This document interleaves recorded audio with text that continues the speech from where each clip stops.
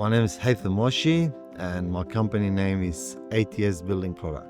We're a timber importer and distributor of building material and hardware. Our company motto is build better with ATS.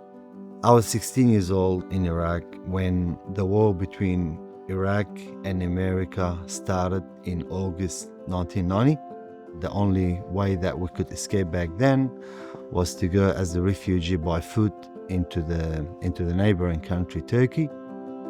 There was a lot of landmine which was put in between the borders of Iraq and Turkey. I still remember a landmine detonated. There was a teenage guy that was killed instantly.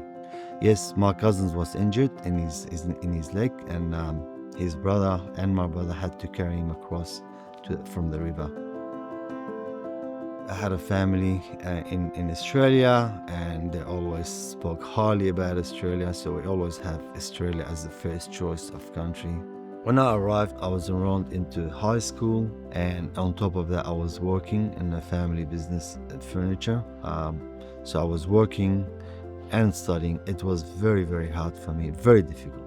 After high school, I still worked for about 4 years in the furniture business, and during that period of time in 1997, I met my wife, Rima, and I said, look, I can't continue doing this what I'm doing. I know I can do much, much better. And I started brainstorming in ideas, and I came up with the idea of ATS Building Product.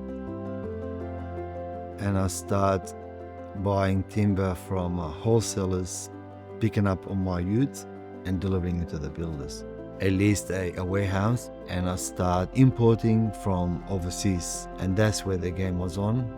We had customers lined up on the whole street, which I could not keep up. I would grow into $100 million turnover company. We've supplied a lot of iconic job sites in Australia, which I'm very proud of.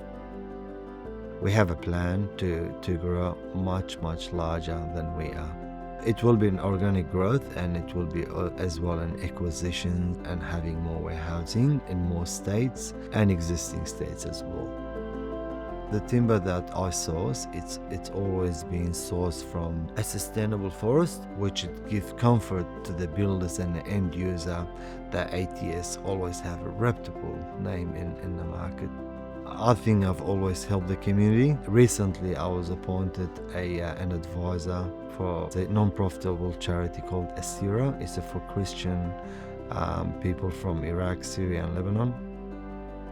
My dad, I remember, he told me, whoever lives in Australia is being selected and blessed.